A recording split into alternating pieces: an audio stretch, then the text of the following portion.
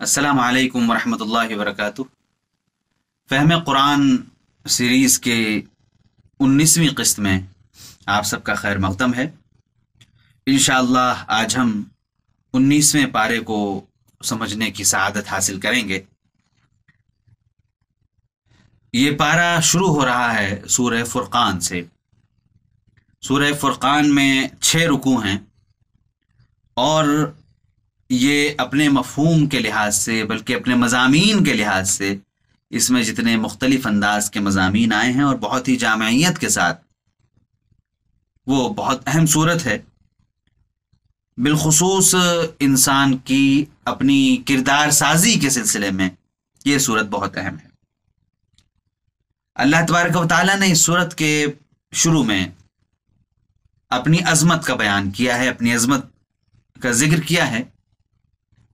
کفار کے جو عام اعتراضات اسلام پر تھے، جو ان کو اسلام کے سلسلے میں بلا وجہ کے اشکال تھے، ان کا رد کیا ہے، ان کی کاٹ کی ہے، ان کا جواب دیا ہے۔ دوسرے رکوع میں قیامت کے حالات کو ذکر کیے گئے ہیں، اور پھر تیسرے اور چوتھے ان دونوں رکوعوں میں نبیوں کا تذکرہ، اور ان نبیوں کے ساتھ عام طور پر نبیوں کے ساتھ جو رویہ رہا ہے کفار کا، اور جس طرح کے وہ اعتراضات کرتے رہے ہیں، ان اعتراضات کی طرف اشارہ کیا گیا، اور نبیوں کی عظمت، ان کی شان بیان کر کے ان کا تذکرہ مختصر انداز سے کیا گیا۔ 5ویں رکوع میں اللہ تعالیٰ نے اپنی نشانیوں کا ذکر کیا ہے کہ کائنات میں اس کے پروردگار کی جو نشانیاں پھیلی ہوئی ہیں ان پر انسان کو غور کرنا چاہیے اور توجہ دینی چاہیے۔ 6ٹھے رکوع میں اللہ تعالیٰ نے مومن کی کچھ نشانیاں بتائی ہیں، مومن کی پہچان بتائی ہے، مومن کون ہوتا ہے۔ اس سے پہلے سورت گزری تھی، اس سے پہلے والے درس میں سورہ مومنون، المؤمنون، اس میں شروع کی 10-11 آیتیں خاص طور پر یہ بات آ چکی ہے، خاص طور پر 10-11 آیتیں مومن کے اوصاف، مومن کے اندر کیا کیا کوالٹیز ہونی چاہیے، اس پر مشتمل تھی۔ یہاں پر یہ سورت ختم ہو رہی ہے، سورہ فرقان کے آخر میں 6ٹھا رکوع جو ہے، اس میں اللہ تعالیٰ نے مومنین کی کچھ صفات بتائی ہیں۔ جیسے فرمایا گیا وَعِبَادُ الرَّحْمَنِ الَّذِينَ يَمْشُونَ عَلَى الْأَرْضِ هَوْنًا، رحمان کے بندے، اللہ کے پیارے بندے، اللہ کے چہیتے بندے وہ ہوتے ہیں جو زمین پر آہستہ انداز سے چلتے ہیں، آہستگی کے ساتھ چلتے ہیں۔ کیا مطلب ہوا آہستگی کے ساتھ چلنے کا؟ اکڑ کر نہیں چلتے۔ اصل میں انسان کی چال انسان کی شخصیت کا آئینہ ہوتی ہے۔ ماہر جو ہوتے ہیں، جو دنیا دیکھے ہوئے لوگ ہیں، ماہر کا مطلب کوئی بڑے قابل نہیں، کوئی ڈگری ہولڈر نہیں، سمجھ بوجھ رکھنے والے لوگ انسان کی چال دیکھ کے سمجھ جاتے ہیں کہ کس ٹائپ کا آدمی، اس کے اندر اکڑ ہے، اس کے اندر جھکاؤ ہے، یہ بہت مرتب سسٹمیٹک آدمی ہے، بہت غیر مہذب آدمی ہے، بدتمیز آدمی ہے، یا بہت تمیز والا ہے۔ انسان کی چال سے پتہ چل جاتا ہے۔ جیسا کہ انسان کی آنکھیں بولتی ہیں، چہرہ بھی بولتا ہے انسان کا، اس کو دیکھ کے عقل مند لوگ سمجھ جاتے ہیں کہ کس طرح کا انسان ہے۔ اس لیے کہا گیا کہ ان کی چال نرم ہوتی ہے، یعنی ایسا نہیں کہ اندر سے بڑے متکبر ہیں اور چال بڑے نرم بنائے پڑے ہیں، ایسا ہو ہی نہیں سکتا۔ اندر جو ہوگا وہی باہر جھلکتا ہے۔ ایسا تو نہیں ہو سکتا نا کہ اندر دودھ بھرا ہوا ہے کسی پیالے میں، اور جب وہ گر رہا ہے، چھلک رہا ہے، تو پیشاب ہے وہ، ایسا نہیں ہوگا۔ یہ تو ہو سکتا ہے کہ شیشے کو دیکھ کے آپ جو سفید سفید آپ کو لگ رہا، آپ سمجھ رہے ہیں کہ یہ دودھ ہے، آپ کی غلط فہمی تو ہو سکتی ہے، لیکن جو اندر ہوگا وہی باہر چھلکے گا۔ اس لیے کہا گیا کہ ہلکی چال چلتے ہیں، یعنی تواضع، انکسار کے پیکر ہوتے ہیں، اندر سے ان کا دل ہمیشہ پروردگار کے سامنے جھکا رہتا ہے، اپنے آپ کو بڑا نہیں سمجھتے، اپنے آپ کو کمتر مخلوق سمجھتے ہیں، دوسروں سے کمتر سمجھتے ہیں، اور اس کا اثر ان کے کیریکٹر پر بھی پڑتا ہے، ان کی چال پر بھی، ان کی ڈھال پر بھی پڑ جاتا ہے۔ وَإِذَا خَاطَبَهُمُ الْجَاهِلُونَ قَالُوا سَلَامًا۔ فالتو قسم کے لوگ بلا وجہ کی بحثیں کرنے کے لیے اگر ان کو دعوت دی جاتی ہے، بلا وجہ کی ان سے بحثاں کی جاتی ہے، فالتو کی بحثاں میں نہیں پڑتے۔ سورہ مومنون میں بھی آپ کو یاد ہوگا شروع میں کہا گیا تھا، مومن کی دوسری صفت بتائی گئی تھی کہ وہ لغو چیزوں سے بچتے ہیں، فضول چیزوں سے بچتے ہیں۔ یہ بھی اسی کی ایک قسم ہے، فضول چیزوں کی، بلا وجہ کا بحثاں لمبے بیٹھے ہیں، ٹائم ضائع کر رہے ہیں، کوئی مقصد نہیں، کوئی حاصل نہیں ان بحثوں کا۔ فرمایا کہ کوئی آدمی فالتو قسم کا آدمی کوئی ان سے بحث کرتا ہے تو وہ کہہ دیتے ہیں بالکل صحیح، آپ کی بات ٹھیک ہے، جو آپ کہہ رہے ہیں وہ ٹھیک ہے، بھائی ہم چلے، اچھا ٹھیک ہے السلام علیکم، اور سلام کر کے بھاگ جاتے ہیں وہاں سے۔ وہ فالتو چیزوں میں نہیں پڑتے۔ اور جن کی راتیں پروردگار عالم کے سامنے روتے گڑگڑاتے گزرتی ہیں، یہاں پر یہ صفات جو ہیں بہت خوبی کے ساتھ، بہت ہی دل فریب اور دلکش انداز میں پیش کی گئی ہیں۔ ان صفات کو ہم لوگوں کو اپنے سامنے رکھنا چاہیے۔ آیت نمبر 63 ہے جو 63، یہاں سے بات شروع ہو رہی ہے۔ اس آیت کو نوٹ کر کے ہمیں چاہیے کہ ان چیزوں کو پڑھیں کہ پروردگار عالم ایک اچھے انسان میں، ایک مومن میں، مکمل مومن میں، کامل مومن میں کیا دیکھنا چاہتا ہے۔ یہ بہت اہم رکوع ہے سورہ فرقان کا، آخری اور چھٹا رکوع۔ اس کے بعد پھر سورہ شعراء آ رہی ہے، اس میں 11 رکوع ہیں، لیکن ہم تیزی سے گزریں گے کیونکہ اس کا بڑا حصہ اس سے پہلے گزر چکا ہے۔ مثال کے طور پر ہم چلتے ہیں آگے۔ پہلے رکوع میں اللہ تبارک و تعالی نے یہ بات بتائی ہے، رسول کریم صلی اللہ علیہ وسلم کی فکر مندی گنائی ہے کہ آپ امت کے لیے کس درجہ فکر مند ہیں، آپ امت کے غم میں اپنے آپ کو کیسے آپ لگائے چلے جا رہے ہیں، آپ نے گھلا دیا اپنے آپ کو، آپ نے فنا کر دیا اپنے آپ کو۔ لعلک باخع نفسک الا یکونوا مؤمنین، اے پیارے نبی، اے ہمارے محبوب بندے، اے ہمارے محبوب نبی، ایسا لگتا ہے کہ آپ اپنے آپ کو ختم کر دیں گے، گھلا ڈالیں گے، ان لوگوں کے پیچھے اگر یہ ایمان نہ لائے تو آپ اپنے آپ کو ختم کر دیں گے۔ یہی بات دوسری جگہ بھی کہی گئی ہے، وہاں تھوڑا اور کلیئر ہے کہ ایسا لگتا ہے لعلک باخع نفسک علی آثارہم ان لم یؤمنوا بہذا الحدیث اسفا، لگتا ہے کہ اگر یہ لوگ اس کلام پر، آپ کی دعوت پر اسلام نہ لائے، ایمان نہ لائے، تو آپ غم میں، افسوس میں، رنج میں آپ اپنے آپ کو ختم کر ڈالیں گے۔ ایسا نہ کیجیے۔ تو رسول کریم صلی اللہ علیہ وسلم کی فکر مندی بتائی گئی ہے۔ ایک طرف آقا کی فکر مندی کیا ہے اور دوسری طرف کفار کا کیا رویہ ہے، اس کو پہلے رکوع میں بیان کیا گیا۔ اس کے بعد دوسرے، تیسرے اور چوتھے رکوع میں حضرت موسیٰ کا ذکر ہے اور فرعون سے جو ان کے معاملات پیش آئے ان کا ذکر ہے، 3 رکوع۔ اس کے بعد 5ویں رکوع میں حضرت ابراہیم کا ذکر ہے، 6ٹھے رکوع میں حضرت نوح کا ذکر ہے، 7ویں رکوع میں قوم عاد کا ذکر ہے۔ قوم عاد کا ذکر اس سے پہلے کئی مرتبہ گزر چکا ہے اور ایک بار بہت وضاحت کے ساتھ بھی آ چکا ہے، غالباً سورہ اعراف میں تھوڑی وضاحت کی تھی۔ اس کے بعد پھر 8ویں رکوع میں قوم سمود کا ذکر ہے۔ قوم سمود کے نبی حضرت صالح علیہ السلام تھے، قوم عاد کے نبی حضرت ہود علیہ السلام تھے۔ 9ویں رکوع میں حضرت لوط علیہ السلام اور ان کی قوم کا تذکرہ، 10ویں رکوع میں حضرت شعیب علیہ السلام اور ان کی قوم کا تذکرہ، اور پھر آخری رکوع میں جو 11واں رکوع ہے اس سورت کا آخری رکوع جو ہے، اس میں اللہ تبارک و تعالی نے کچھ باتیں قرآن کے سلسلے میں فرمائیں، کچھ باتیں رسول کریم صلی اللہ علیہ وسلم کے سلسلے میں آپ کو ہدایات دی گئیں، اور آخر میں جو سورت کا نام ہے شعراء، شاعر کی جمع، پوئٹ کی جمع جو ہے شعراء، تو اس کا تذکرہ کیا گیا ہے۔ شاعری ایک فن ہے اور انسان کو شروع ہی سے اس سے بڑی رغبت رہی ہے، اور اگر ہم یہ کہیں تو شاید غلط نہ ہوگا کہ شاعری کو جتنی عزت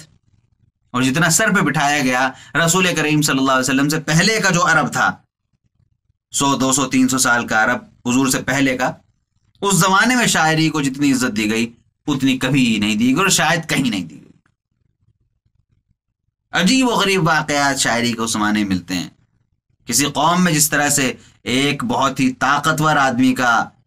یا کسی بڑے کمانڈر کا ہونا ضروری تھا، اسی طرح ایک شاعر کا ہونا بھی ضروری تھا، بالکل بنیادی ضرورت تھی قوموں کی شاعری۔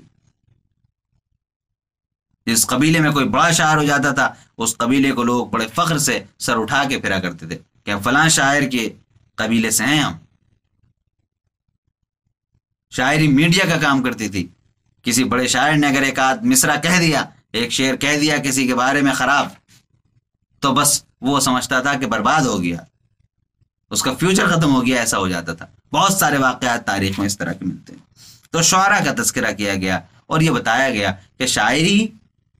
ایز اے آرٹ، ایک فن کے طور پر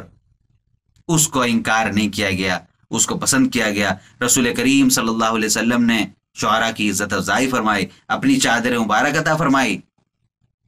شاعر کا کلام سن کے۔ حضرت عمر فاروق رضی اللہ تعالیٰ عنہ حضرت حسان کو اوپر بٹھاتے تھے ممبر پہ، خود نیچے بیٹھتے تھے اور ان سے کلام سنتے تھے۔ خود رسول کریم صلی اللہ علیہ وسلم کلام سنا کرتے تھے۔ کئی شعراء حضور کریم کی بارگاہ میں حاضر ہوتے تھے، کلام سناتے تھے، حضور داد دیتے تھے، تبصرے کرتے تھے، تنقیدی تبصرے آقا فرمایا کرتے تھے ان صحابہ پر بھی جو آپ کے زمانے میں موجود تھے، اور ان شعراء پر بھی جو آقا کے زمانے میں تھے، اور ان پر بھی جو آپ سے پہلے دنیا سے جا چکے تھے۔ اس لیے قرآن کریم نے اس میں آخر میں اس صورت کے حد بندی یہ کی ہے کہ دیکھو، شاعری میں جو ادھر ادھر کی اول جلول باتیں ہوتی ہیں فالتو کی، کسی کا نام لے لے کے اس کی برائیاں کرنا، یا کوئی خاص عورت ہے یا کوئی مرد ہی ہے، اس کے جسم کا ایسا تذکرہ کرنا کہ لوگوں کے جذبات بھڑکیں، کسی باقاعدہ پرٹیکولر انسان کے، کسی کی مذمتیں بیان کرنا، کسی انسان کی اپنی دشمنی میں، بلا وجہ کی دشمنی میں جھوٹ اس کی طرف منسوب کرنا، بڑا کنجوس ہے، بہت خبیث ہے، بہت ایسا بہت ویسا، اس کو میں نے چوری کرتے دیکھا تھا، اس نے یوں کیا، اس نے وہ کیا، اس طرح کی باتیں کرنا، یا اس طرح کی باتیں کرنا جن کا کوئی سر پیر نہ ہو۔ آسمان پہ گیا، وہاں میں نے یوں دیکھا، ایسا ہوا ویسا ہوا، ایک مخلوق ملی، اس نے مجھ سے یوں کہا، ایک خدا ملا، اس نے مجھے یوں کیا، ایک دوسرا خدا تھا، اس نے یوں کہا تھا، اس طرح کی فالتو کی غلط باتیں کرنا، خداؤں کی جنگیں کرا دینا وغیرہ وغیرہ، جو ہمارے ہاں ہندوستان کی بھی چیزوں میں موجود ہے۔ تو ان تمام چیزوں کا انکار کیا گیا اور اس کی ایک لمٹ بنا دی گئی کہ ان چیزوں سے بچنا ہے، باقی پوری دنیا میں آپ اپنے ذہن کے گھوڑے دوڑاتے رہیے اور شعر کہتے رہیے، اس کی اجازت دی گئی۔ 2-4 چیزوں کو منع کیا گیا۔ اس کے بعد پھر سورہ نمل ہے۔ سورہ نمل میں اصل میں حضرت سلیمان علیہ السلام کا ذکر ہے۔ حضرت سلیمان حضرت داؤد علیہ السلام کے بیٹے تھے۔ حضرت داؤد کو اللہ تعالیٰ نے ایک معجزہ دیا تھا۔ ان کا جو میریکل تھا وہ یہ کہ ان کی آواز بہت عجیب و غریب، جادو کر دینے والی، وہ معجزہ تھا ان کا۔ زبور اللہ تعالیٰ نے ان کو کتاب دی تھی، اس میں دعائیں تھیں، دعاؤں کا مجموعہ تھا وہ۔ جب حضرت داؤد زبور پڑھا کرتے تھے، اس کی تلاوت کرتے تھے، تو جس مخلوق کے کان میں بھی ان کی تلاوت پڑتی تھی وہ اپنی جگہ بالکل جم جایا کرتی تھی۔ چرند پرند درند انسان جو بھی ہو، جس کے کان میں بھی ان کی آواز پڑ گئی وہ وہیں جم جاتا تھا۔ عجیب جادو سے بھری ہوئی آواز تھی ان کی، حضرت داؤد علیہ السلام کی۔ ان کے صاحبزادے حضرت سلیمان تھے، ان کو اللہ تعالیٰ نے معجزہ عطا فرمایا کہ وہ ساری مخلوقوں کی زبان سمجھتے تھے اور اپنی بات سمجھا بھی لیتے تھے۔ جب کمیونیکیشن ہوتا تھا، بات چیت ہوتی تھی ان کی دوسری مخلوقات سے بھی، تو ظاہر بات ہے ان کے لشکر میں، ان کی فوج میں، ان کے آس پاس، ان کے دوستوں کی صف میں یہ سب لوگ شامل تھے، پرندے بھی تھے، جانور بھی تھے، جنات بھی تھے، سب شامل تھے۔ تو اس میں واقعہ بیان کیا گیا ہے۔ حضرت سلیمان ایک مرتبہ بیٹھے ہوئے تھے، ہدہد پرندہ جو ہوتا ہے خوبصورت سا ہوتا ہے، بہت تیز ترار بھی ہوتا ہے، انہوں نے دیکھا کہ ہدہد کہاں ہے، ہدہد نظر نہیں آ رہا، تو بتایا گیا کہ وہ کہیں گیا ہوا ہے۔ حضرت سلیمان نے کہا بغیر میری مرضی کے، بغیر میری اجازت کے، ناگواری کا اظہار کیا۔ انہوں نے فرمایا کہ اگر وہ کسی فالتو ایسی ہی جگہ بیٹھا ہوگا، وہ بغیر میری اجازت کے گیا ہے، بغیر کسی کام کے، تو اس کو سزا دی جائے گی۔ اتنے میں حدود آ گیا، اس نے آ کے بتایا کہ اے اللہ کے رسول ناراض نہ ہوئیے، میں ایک عجیب و غریب خبر لایا ہوں۔ انہوں نے کہا بتاؤ۔ کہا میں اڑتا چلا گیا، مجھے کچھ گھر نظر آیا، آگے بڑھا تو دیکھا محل ہے، اور پوری ایک آبادی ہے، بہت بڑی آبادی، ایک پورا اسٹیٹ آباد ہے، ایک نیا ملک، ایک ریاست۔ میں وہاں پہنچا تو میں نے دیکھا، خوب میں نے گہرائی جائزہ لیا تو دیکھا وہ لوگ مشرک ہیں، ایک خدا کو نہیں مانتے۔ دوسری بات یہ کہ اس ملک میں کوئی بادشاہ حکومت نہیں کرتا، بلکہ ایک رانی حکومت کرتی ہے، اس کا نام سبا ذکر کیا گیا ہے، اور بہت سے لوگوں نے کہا کہ سبا اس رانی کا نام نہیں تھا، اس کا نام بلقیس تھا، اور بلکہ وہ جو ریاست تھی، جو اس کا ملک تھا، اس کا نام سبا تھا، اس لیے اسے ملکہ سبا، کوئین آف سبا کہتے ہیں۔ جو بھی ہو، بہرحال پھر حضرت سلیمان علیہ السلام اس خبر سے خوش ہوئے اور انہوں نے خط لکھا، اس کو اسلام کی دعوت دی ملکہ کو۔ اس نے اپنے لوگوں سے مشورہ کیا، وزیروں سے، انہوں نے کہا کہ ڈرنا کی ضرورت نہیں، بہت ترقی یافتہ ملک تھا۔ اس نے کہا کہ جو بھی ہوگا حملہ کیا جائے گا، لیکن وہ خاتون بہت سمجھدار تھیں، انہوں نے کہا کہ بھائی حملہ جب ہوگا تو اس سے کیا حاصل ہوگا، چلو چل کے دیکھنا چاہیے کہ کیا ہے اور کون ہے جو ہمیں دعوت دے رہا ہے، ایک اللہ کی بات کی طرف بلا رہا ہے، کیا معاملہ ہے، دیکھنا چاہیے۔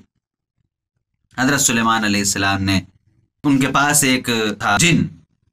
جو ان کے لشکر میں شامل تھا، جب ملکہ وہاں سے چل پڑی حضرت سلیمان کے پاس آنے کے لیے، ان سے ملنے کے لیے، تو ملکہ کا ایک تخت تھا جس پر بیٹھا کرتی تھی، اس تخت کو ایک جنات کے ذریعے سے منگا لیا اپنے پاس۔ ملکہ جب یہاں پر آئیں تو ایک تو جب وہ محل میں داخل ہوئیں، پتہ چلتا ہے قرآن کریم کی آیات سے، بہت ترقی یافتہ حضرت سلیمان کا محل تھا، بالکل آج کل بھی بڑی مشکل سے اس طرح کی چیزیں ملتی ہیں،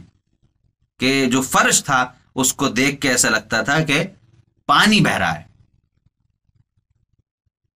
اب وہ چاہے بہت باریک قسم کا شیشہ رہا ہو، نیچے پانی ہو، یا اس طرح کی کوئی بھی کیفیت ہو، جب وہ پیر رکھنے لگی اسے لگا کہ شاید پانی پہ سے گزر کے جانا ہے، پانی پڑا ہوا ہے، اور جب وہ پیر رکھنے لگی تو اس نے اپنے پائچے اوپر اٹھائے، اپنے کپڑے اوپر اٹھائے کہ بھیگ نہ جائیں۔ بتایا گیا کہ ایسا نہیں ہے، تو وہ بہت حیران ہوئی کہ اچھا یہ لوگ تو ہم سے بھی کئی گنا آگے، بڑے ترقی یافتہ لوگ ہیں، امپریس ہوئی کافی وہ۔ پھر آگے جا کے اس نے اپنا تخت رکھا ہوا دیکھا، ان تمام چیزوں سے اس کے اوپر اثر ہوا، حضرت سلیمان نے دین کی دعوت دی اور اس نے اسلام قبول کر لیا۔ یہ واقعہ اس صورت میں پیش کیا گیا۔ تو دوسرے رکوع میں حضرت داؤد کا ذکر ہے، حضرت سلیمان کا ذکر ہے، تیسرے رکوع میں سبا کا واقعہ ہے، ملکہ سبا کا، چوتھے رکوع میں قوم سمود کا، قوم لوط کا ذکر ہے، اور پانچویں رکوع میں خاص طور پر اللہ تعالیٰ نے توحید کے بارے میں، توحید کی بہت ساری نشانیاں بتائی ہیں، توحید کی دلیلیں دی ہیں، توحید کی کہ ایک خدا کیوں ہونا چاہیے۔ پیچھے سبا کا بھی ذکر آیا ہے، وہی مشرک تھی، تو اس لیے خاص طور پر بتایا گیا کہ ایک خدا کو کیوں ماننا چاہیے، ایک خدا کا عقیدہ، ایک خدا کی عبادت کرنا، یہ نیچرل عقیدہ کیوں ہے، فطری عقیدہ کیوں ہے، انسان کی مزاج سے ملتا ہوا عقیدہ کیوں ہے، اس کی دلیلیں دی گئی ہیں۔ اس کے بعد پھر کفار کے بارے میں بتایا گیا، قیامت سے پہلے کے کچھ حالات ذکر کیے گئے، قیامت سے پہلے کیا کیا ہوگا اس کا کچھ ذکر کیا گیا، اور سورت ختم ہو گئی۔ یہاں پہ ایک چیز کا ذکر کرنا ہے، جہاں ذکر کیا گیا ہے کہ قیامت سے پہلے کے حالات کا، آیت نمبر 82 سورہ نمل میں، اس میں خاص طور پر ایک مخلوق کا ذکر ہے، دابۃ الارض، زمین کا جانور۔ احادیث میں اس کی وضاحت ہے، قرآن کریم میں احادیث میں خاص طور پر قیامت کی بہت ساری نشانیاں بتائی گئی، بہت ساری نشانیاں، ان میں سے کچھ نشانیاں ہوئیں جو بالکل قیامت سے پہلے، جسٹ پہلے ظاہر ہوں گی، کچھ دنوں کے اندر کا معاملہ ہوگا۔ ان میں سے ایک دابۃ الارض بھی ہے، رسول کریم نے وضاحت کی، قرآن کریم میں سے اس کا ذکر ہے، رسول کریم نے وضاحت فرمائی ہے کہ ایک جانور ہوگا، جانور مطلب آپ یہ نہ سمجھیں اب گدھے گھوڑے جیسا کوئی جانور، بیل بکری جیسا جانور،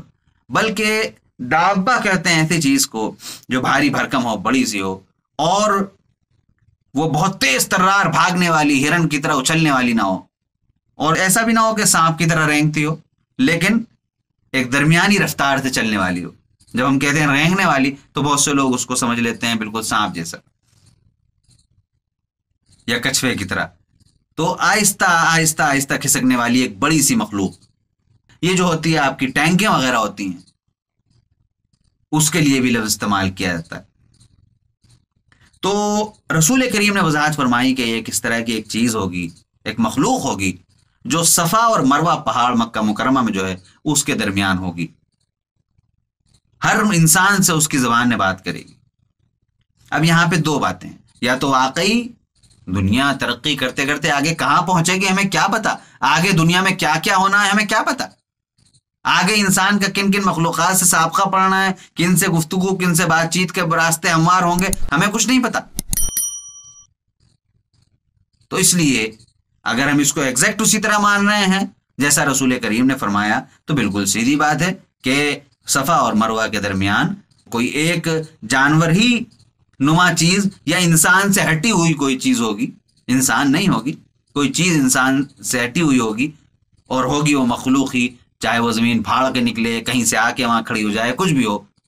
اس کے اندر یہ طاقت ہوگی کہ وہ انسانوں سے ان کی زبان میں بات کرے۔ یا کوئی وہ ٹیکنالوجی کی بھی ایک شکل ہو سکتی ہے، کوئی بڑا روبوٹ ہو سکتا ہے، وہاں نصب کیا جائے، وہاں لگایا جائے، یا اس طرح کی کوئی اور مشین لگائی جائے کسی بھی مقصد سے، ابھی کچھ نہیں کہا جا سکتا، جو انسانوں سے ان کی زبان میں بات کرے، اس میں حرکت بھی ہوتی ہے، ادھر ادھر چلتی بھی ہو، وہ بھی سمجھا جا سکتا ہے۔ ماننا یہ ہے اصل میں جو رسول کریم نے فرما دیا ہے، ایک چیز ہوگی، دابۃ الارض اس کو کہا جاتا ہے، جو قرآن میں اور حدیث میں ایک مخلوق ہوگی جو صفا اور مروہ کے درمیان ہوگی، کیونکہ جو رسول کریم نے فرما دیا ہے اس میں کچھ نہیں ہو سکتا۔ اس کی سچویشن کس طرح کی ہوگی، کس طرح کی نوعیت کیا ہوگی، کیفیت کیا ہوگی، اس پر تو گفتگو ہو سکتی، اس چیز کے ہونے میں شک نہیں کیا سکتا۔ تو قیامت سے پہلے کی نشانیوں میں اس کا بھی اس میں ذکر کیا گیا ہے سورہ نمل میں۔ یہ عرض کرنا رہ گیا تھا کہ نمل کے معنی چیونٹی کے ہوتے ہیں، کیونکہ اس میں حضرت سلیمان کے سلسلے میں واقعہ ذکر ہے کہ وہ آپ اپنے لشکر کے ساتھ، بڑا لشکر تھا، ساری مخلوقات اس میں تھی، تشریف لے جا رہے تھے، تو ایک جگہ چینٹیوں کا بل تھا، چینٹیوں نے دیکھا رے سلیمان آ رہے ہیں، تو ایک چینٹی نے نعرے لگا کے سب سے کہا رے بھائی بھاگو، اندر اندر گھس جاؤ، اپنے اپنے بلوں میں گھس جاؤ، سلیمان آ رہے ہیں، کچل بھی دیں گے، انہیں پتہ بھی نہیں چلے گا۔ حضرت سلیمان لیکن آوازیں سمجھتے تھے مخلوقات کی، یہ ان کا معجزہ تھا، وہ سمجھ گئے اور انہوں نے اس کو پیار سے جواب دیا اور پھر اپنے لشکر کا راستہ بدلا۔ تو چونکہ اس واقعے کا اس میں ذکر کیا گیا ہے، اس لیے اس سورت کا نام نمل رکھا گیا ہے۔ جزاکم اللہ خیر، السلام علیکم ورحمۃ اللہ وبرکاتہ۔